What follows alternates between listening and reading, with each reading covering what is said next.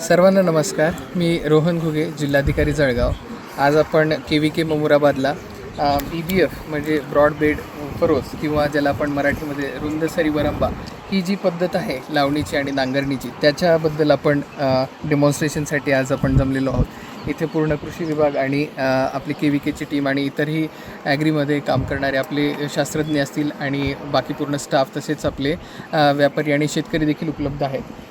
तर यामध्ये आपण जर बघितलं तर ही जे बियाणं आहे आणि ही बियाणं ह्या यंत्राच्या माध्यमातून खाली जातं आणि ह्या ज्या दोन सरी पाडणारे जे दोन साईडला लावलेले वाफे तयार करणारे जे दात आहेत त्याच्यानी पूर्ण एक वाफा तयार होतो, एक ब्रॉड वाफा तयार होतो आणि त्याच्यानंतर ह्या प्रत्येक दातामधून आणखी पेरणी देखील करता येते. याचे बरेचसे फायदे आहेत.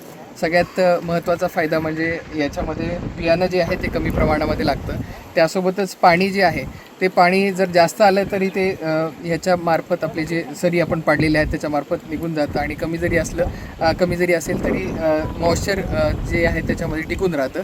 त्यासोबतच बियाणं कमी लागत असल्यामुळे शेतकऱ्याची जी इनपुट कॉस्ट आहे ती कमी होते. पिकांमधलं अंतर व्यवस्थित राहतं, त्यांना न्यूट्रियंट्स प्रॉपर पद्धतीने मिळतात, पिकांची वाढ चांगली होते आणि येणारं उत्पादन अगदी चांगल्या पद्धतीचं येतं. त्यासोबतच या बियाणांसोबत आपल्याला खतं देखील त्याच्यामध्ये टाकून देता येतात आणि पहिला डोस जो खतांचा असतो तो त्यासोबतच दिला जातो, त्यामुळे पिकांची वाढ देखील चांगली होते. हे सगळ्याच प्रकारच्या पिकांमध्ये आपल्याला वापरता येतं. मोस्टली आता सोयाबीन असेल किंवा तूर असेल, मूग असेल याच्यासाठी याचा मोठ्या प्रमाणावरती वापर होतो. त्यासोबतच इतरही सगळ्या पिकांसाठी आता याचा वापर करता येतो. जर BBF यंत्र नसेल तर त्यासोबत दुसऱ्या पण यंत्रांनी हे करता येतं.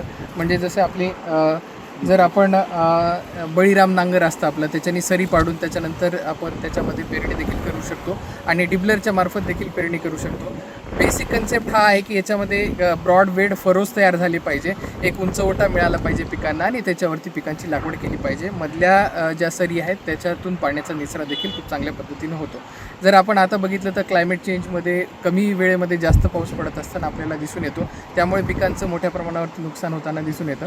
परंतु या टेक्निकचा वापर करून आपण ते क्लायमेट आयनक्लेड ॲग्रिकल्चर ज्याला आपण म्हणू शकतो की क्लायमेट रेझिलियंट ॲग्रिकल्चर आपल्याला करायला याची मदत होते.